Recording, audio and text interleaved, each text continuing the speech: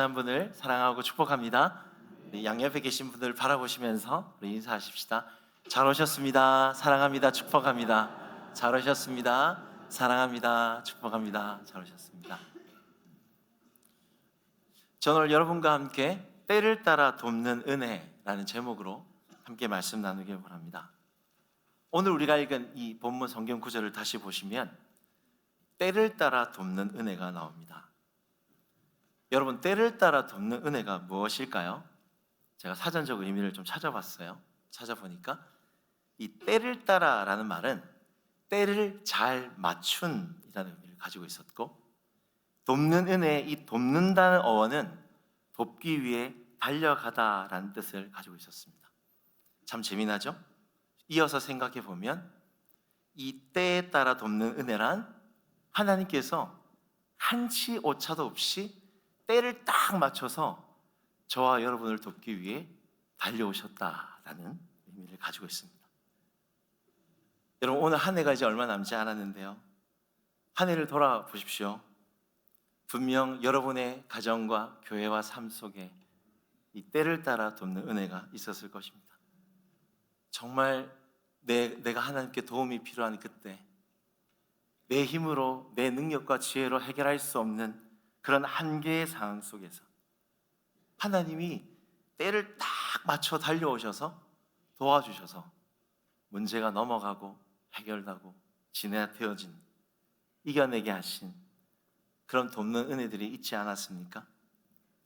오늘 이 예배 가운데 이 돕는 은혜들을 한번 생각해 보십시오. 예를 들어서 우리 가정이 경제적으로 참 물질이 어려웠는데 자녀 등록금, 생활비가 잘 돌아가지 않았어요. 그런데 하나님이 이상하게 때를 딱 맞춰서 이리저리 저 사람을 통해서 이 생활비, 필요한 재정들을 채워주신 은혜 있지 않습니까? 또 때로는 갑자기 나와 우리 가족 중 한 사람이 질병에 걸리거나 사고로 입원을 하게 되었는데, 그 당황스럽고 힘든 그 상황 속에서 하나님이 딱 때를 맞춰서 정말 좋은 의사 선생님과 병원을 만나게 해주셔서 치료하고 고쳐주신 은혜. 때로는 내가 자녀를 키우고 세상에서 사람들과의 관계 속에서 마음이 어두워지고 힘이 없고 연약할 때 이 교회에 딱 왔는데 어떻게 하나님께서 딱 목사님을 통해서 나에게 딱 맞는 말씀을 주시는 겁니다. 그 말씀을 듣고 위로를 얻고 마음이 밝아지고, 그렇게 그 시간들을 잘 견디고 지나갔던 은혜. 모든 것이 당연한 것이 아니라 때를 따라 돕는 하나님의 은혜인 것입니다. 설교를 준비하면서 찬양이 생각이 났습니다. 여러분 아까 부르셨던 곡인데 은혜라는 곡입니다. 가사를 한번 읽어드릴게요. 내가 누려왔던 모든 것들이, 내가 지나왔던 모든 시간이, 내가 걸어왔던 모든 순간이 당연한 것이 아니라 은혜였어. 아침 해가 뜨고 저녁의 노을, 봄의 꽃향기와 가을의 열매, 변하는 계절의 모든 순간이 당연한 것이 아니라 은혜였어. 모든 것이 은혜, 한없는 은혜. 내 삶에 당연한 것 하나도 없었던 것을 모든 것이 은혜였어. 우리가 코로나라는 긴 시간을 지내오는 동안 이 곡을 얼마나 많이 불렀습니까? 가사의 의미를 정말 절실히 깨닫지 않았습니까? 내가 지나 보니까 돌아왔던 모든 것들이 당연한 것이 아니라 하나님이 때를 딱 맞춰 달려와 도와주신 돕는 은혜였다라는 것입니다. 여러분, 그렇다면 은혜가 무엇일까요? 여러분, 은혜의 성경적 의미는요, 아무 받을 자격이 없는 자에게 베풀어 주시는 하나님의 사랑, 하나님의 선물, 이것이 은혜입니다. 은혜의 근거 성경 구절이 있죠. 에베소서 1장 6절과 7절이 있는데요, 우리 같이 함께 읽어볼까요? 에베소서 1장 6절과 7절입니다. 같이 읽겠습니다. 시작. 이는 그가 사랑하시는 자 안에서 우리에게 거저 주시는 바 그의 은혜의 영광을 찬송하게 하려는 것이라. 우리는 그리스도 안에서 그의 은혜의 풍성함을 따라 그의 피로 말미암아 속량 곧 죄사함을 받았느니라. 네. 은혜가 무엇입니까? 오늘 6절이 말하고 있죠. 거저 주시는 것이 은혜입니다. 거저 주시는. 여러분, 거저 주신다는 것이 무슨 뜻입니까? 이유가 없다는 거예요. 내가 아무리 나를 살펴봐도 사랑받을 만한 어떤 이유가 없어요. 사랑할 만한, 받을 만한 자가 아니에요.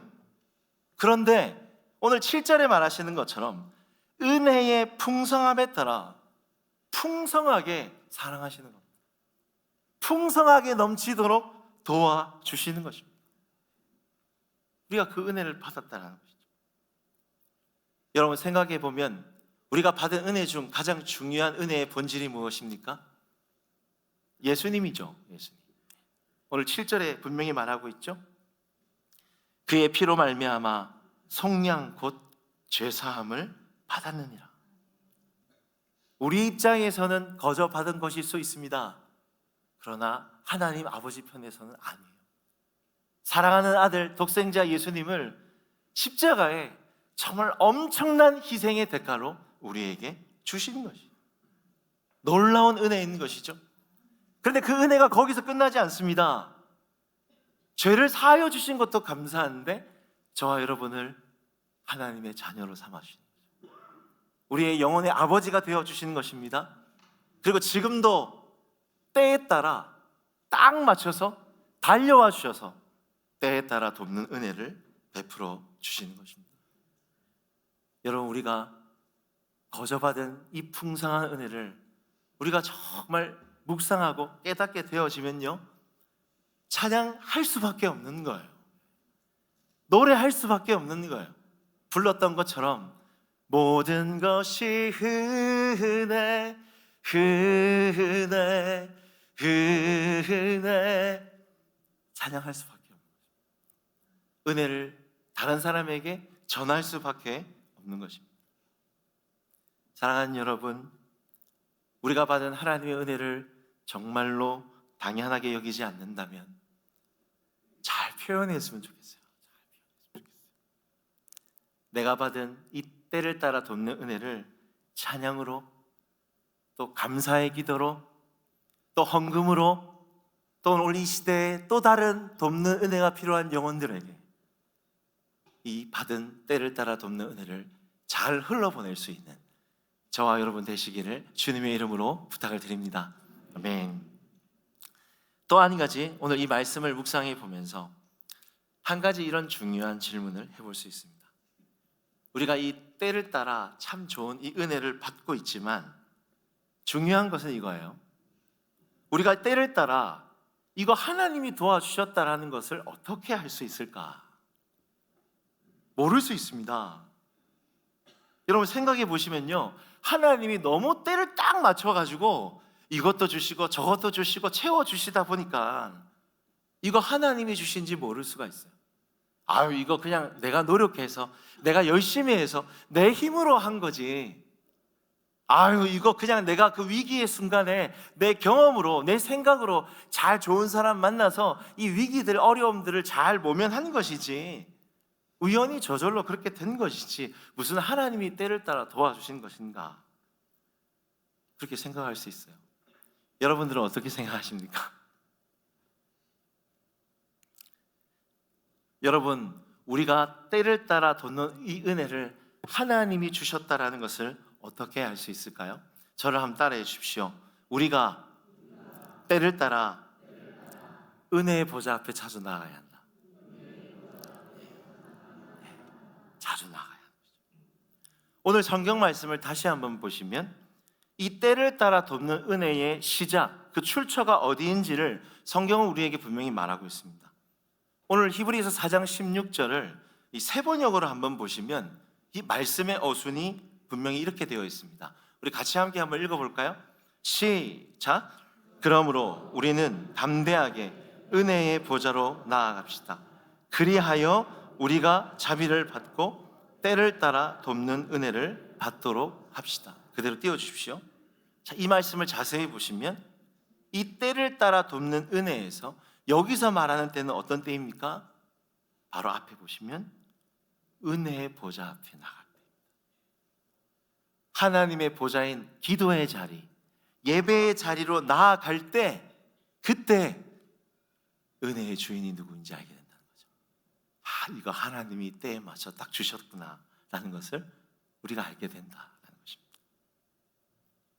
여러분, 한 번 더 우리가 생각해 보면 우리가 하나님께 먼저 기도로 구하지 않고 은혜의 보좌 앞에 나아가지 않고 은혜를 받으면 우리는 은혜를 잘 몰라요. 잘 모릅니다. 성경은요, 진짜 중요한 것은 은혜를 받는 것보다 그 은혜 받는 그 과정을 더 중요하게 우리 가운데 이야기하고 있다는 것입니다. 예를 들어서요, 제가 집에서 한 번씩 저희 집 앞에 있는 농협에 가서 아이들 좋아하는, 아이가 넷이니까 먹을 게 많겠죠. 애들 좋아하는 아이스크림, 과자, 먹을 거 없는 거, 이런 거 다 장을 보고 올 때가 있어요. 애들 뭐 필요하고 뭐 좋아하는 거 아니까 다 장 보고 와서 냉장고에 그걸 꽉 채워넣습니다. 참 자비로운 좋은 아버지죠. 다 채워넣습니다. 그때 이 아이들이 또 어떻게 냄새를 맡았는지 냉장고에 꽉 찬 걸 알고 한 놈씩 오면서 안에 있는 걸 꺼내 먹기 시작해요. 맛있게 먹습니다. 자, 근데 중요한 것이, 여러분, 아이들이 저한테 감사하다, 고맙습니다 말할까요, 안 할까요? 한 번도 감사하다는 이야기를 들어본 적이 없습니다. 한 번도 고맙습니다는 이야기를 들어본 적이 없어요. 저는 늘 냉장고를 채우는 자, 그들은 늘 먹는 자, 이렇게, 이게 저희 가정의 현실인 것이죠. 자, 그런데요, 반대의 경우가 있습니다. 아이들이 저한테 간절히 뭔가를 먼저 요구할 때가 있어요. 예를 들면, 아빠, 지금 자전거 필요해요. 상주는 베트남 같아요. 다 자전거 타고 다녀요. 자전거 없으면 살 수 없어요. 여기는. 아버지, 저는 자전거 없으면 왕따 됩니다. 자전거 사주십시오. 막 저한테 막 이렇게 요구를 할 때가 있어요. 그러면 또 자비로운 아빠가 생각하면서 필요한 걸 알죠. 실제로 사줬습니다. 중국산, 좋지는 않지만 10만 원짜리 자전거를 사줬어요. 그때 어떤 일이 일어났을까요? 집에서 경배와 찬양이 일어났습니다. 우리 아버지는 자비로우시다. 우리 아버지는 능력이 많으시다. 돈이 많으시다. 사랑이 많으시다. 우리 아버지 같은 분은 없다. 여러분, 이것이 그냥 얻은 것과 구해서 받은 것의 차이인 것입니다. 우리가 기도 없이 하나님의 보좌 앞에 나아가는 과정 없이 우리가 은혜를 받으면 우리는 감사를 모릅니다. 감사를 몰라요. 성경은 먼저 이야기하는 거예요. 은혜의 보좌 앞으로 먼저 나아오라. 은혜를 베푸시는 그 하나님이 어떤 분이신지, 얼마나 능력이 있으신 분이신지, 너희들을 얼마나 사랑하고 도우시기를 원하시는 분이신지 은혜의 보좌 앞에 먼저 나아오라는 것이죠. 성경은 우리를 기도의 자리, 예배의 자리로 먼저 초대하고 있는 것입니다. 히브리서 13장에도 보시면 오늘 본문과 꼭 같이 읽어야 하는 중요한 말씀이 나옵니다. 히브리서 13장 5절과 6절 말씀인데요, 우리 같이 함께 한번 읽어보겠습니다. 5절 시작. 돈을 사랑하지 말고 있는 바를 족한 줄로 알아. 그가 친히 말씀하시기를 내가 결코 너희를 버리지 아니하고 너희를 떠나지 아니하리라 하셨느니라. 6절 시작. 그러므로 우리가 담대히 말하되 주는 나를 돕는 이시니 내가 무서워하지 아니하겠노라. 사람이 내게 어찌하리로 하노라. 6절 그대로 띄워주십시오. 여기 보시면 주는 나를 돕는 이시니, 이 말씀에 이 돕다라는 말과 오늘 때를 따라 돕는 은혜에 돕는다는 단어가 같은 단어예요. 여러분, 오늘 이 본문을 한번 자세히 묵상해 보시면 오늘 본문의 이 사람은 두 가지의 치열한 싸움을 싸우고 있습니다. 첫째는 돈 문제예요. 두 번째는 사람과의 관계의 문제를 가지고 있습니다. 앞에 5절을 한번 띄워주시겠습니까? 5절에 보시면 돈을 사랑하지 말아라. 있는 바를 족한 줄로 알라. 무슨 말일까요? 돈을 사랑하고 있다. 물질의 시험 가운데 있습니다. 경제적으로 너무 어려운 거예요. 어떻게 하면 돈을 많이 벌 수 있을까? 어떻게 하면 돈을 많이 가질 수 있을까? 욕심으로 돈밖에 없어요, 머릿속에. 두 번째 문제는 사람과의 관계의 문제입니다. 6절을 띄워주십시오. 6절 하반절에 보시면 내가 무서워하지 아니하겠노라. 사람이 내게 어찌하리요. 자, 보십시오. 무서워하지 아니하겠노라. 누구를 무서워하고 있습니까? 사람을 무서워하고 있습니다. 나를 힘들게 하는 사람이 있는 겁니다. 관계에 문제가 생긴 것입니다. 사람을 무서워하지 않겠노라 말은 하지만 사람을 무서워하고 있어요. 자꾸 생각이 나요. 두려워요. 자, 그런데 놀라운 것은 지금 이렇게 내 앞에 두려워하는 그 사람과의 관계의 문제, 물질적인 어려움의 문제 속에서도 오늘 이 사람은 6절에 보시면 담대히 말하되 은혜의 보좌 앞으로 나아가고 있는 것입니다. 6절을 보십시오. 그러므로 우리가 담대히 말하되 주는 나를 돕는 이십니다. 문제가 있지만, 어려움이 있지만 문제를 넘어 담대하게 은혜의 보좌 앞에 나아가고 있는 거예요. 이런 상황 속에서도, 이런 어려움 속에서도 하나님이 나를 돕는 분이시다, 하나님이 때를 따라 도와 찾아오실 것이다, 담대히 기도하며 믿음으로 나아가는 것이죠. 이 담대한 믿음의 기도 가운데 하나님을 만나는 것입니다. 여러분, 우리도 마찬가지 아닙니까? 저와 여러분 안에 힘든 문제들이 얼마나 많이 있습니까? 물질의 문제, 관계의 문제, 자녀의 문제, 건강의 문제, 우리 힘으로 해결할 수 있는 이 한계들이 많이 있어요. 그런데 그 문제 앞에서 자꾸 내가 붙들고 나와 싸우면 여러분, 우리 안이 더 독해지는 것이죠. 독해지는 거예요. 그렇다고 환경과 싸우고 사람과 싸우면요, 더 우리만 독해지고 힘들어지는 것입니다. 어떻게 해야 합니까? 오늘 저자가 말하는 것처럼 은혜를 기억해야 됩니다. 도우시는 은혜를 기억해야 하는 것이죠. 주는 나를 돕는 이십니다. 은혜를 베풀어 주시는 하나님이십니다. 담대히 은혜의 보좌 앞으로 기도의 자리에 나아가는 것입니다. 그때 하나님이 해결해 주시는 것이죠. 여러분, 우리는 모두가 은혜의 회복이 필요합니다. 예배의 회복이 필요합니다. 오늘 본문처럼 주님은 나를 돕는 자이십니다. 은혜의 보좌 앞에 기도의 자리로 나아가면 여러분, 예수님 달려오세요. 예수님 달려오세요. 예수님이 달려와서 도와주시는 돕는 은혜를 경험하게 될 것입니다.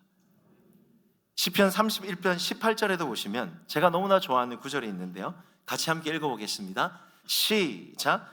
주를 두려워하는 자를 위하여 쌓아두신 은혜, 곧 주께 피하는 자를 위하여 인생 앞에 베푸신 은혜가 어찌 큰지요.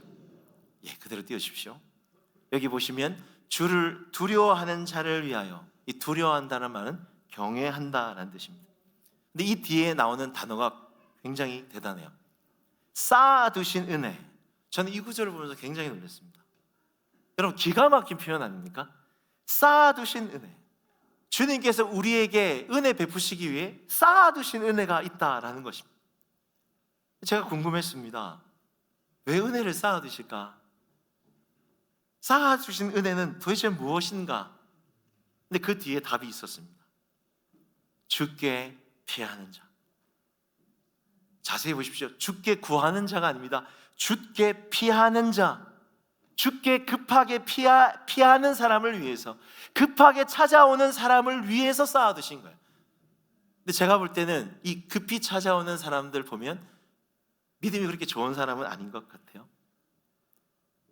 갑자기 문제가 생겨서, 갑자기 어려움이 생겨서, 갑자기 고난이 생겨서 그때만 찾아오는 사람들인 것입니다.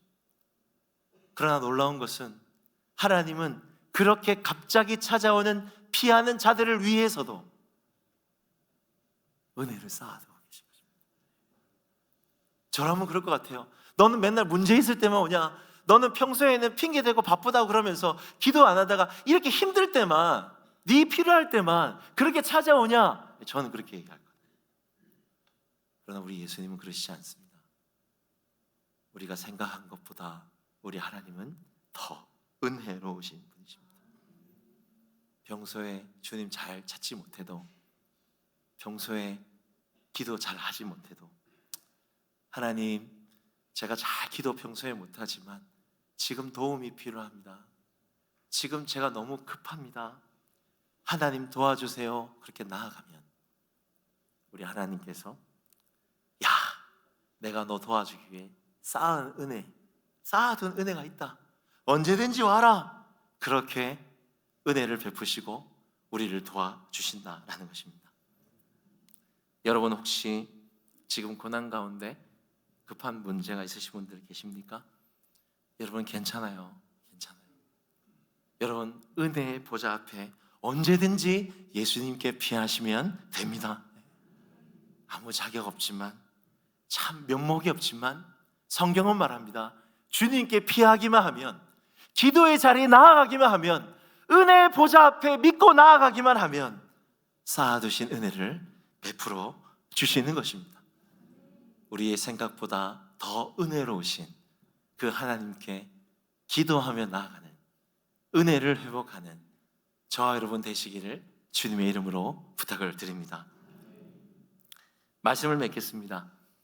말씀을 준비하다가 생각난 구절이 있었는데요, 우리 같이 함께 읽었으면 좋겠습니다. 고린도후서 4장 7절 말씀인데요, 우리 같이 함께 읽겠습니다.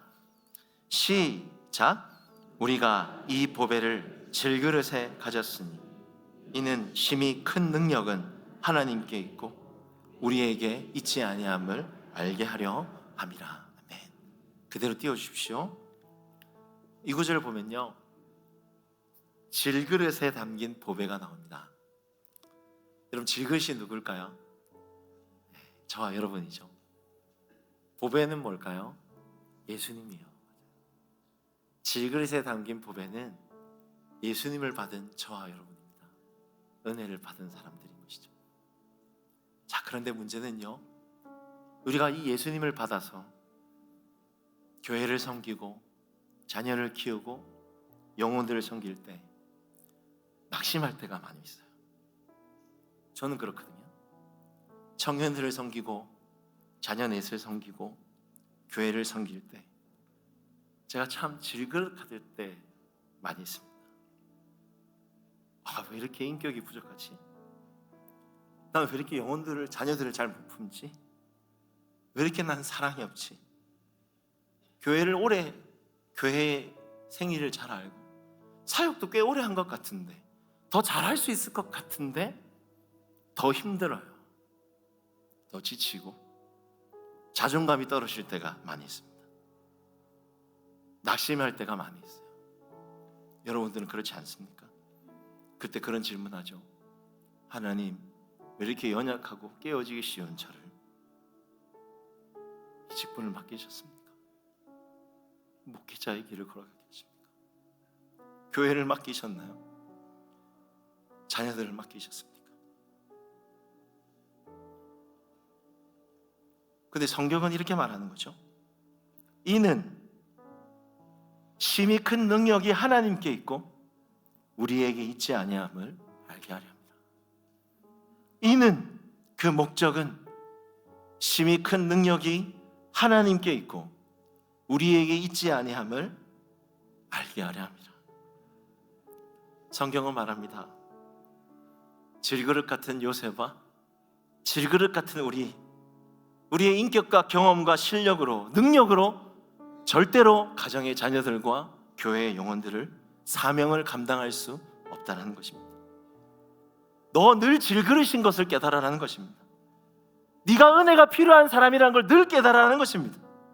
누군가를 돕고 앞에서 제가 여러분 앞에 설교를 하고 무언가를 가르치고 이끌어가는 자이기 이전에 내가 하나님의 도우심이 필요한 자이구나, 내가 하나님의 은혜와 긍휼이 필요한 자이구나, 내가 질그릇이구나, 기도하지 않으면, 은혜의 보좌 앞에 나아가지 않으면 나는 깨어질 수밖에 없는 그런 자이라는 것을 깨달으라는 것입니다. 여러분, 우린 질그릇입니다. 질그릇입니다. 은혜가 필요한 사람들입니다. 먼저 기도해야 될 사람들입니다.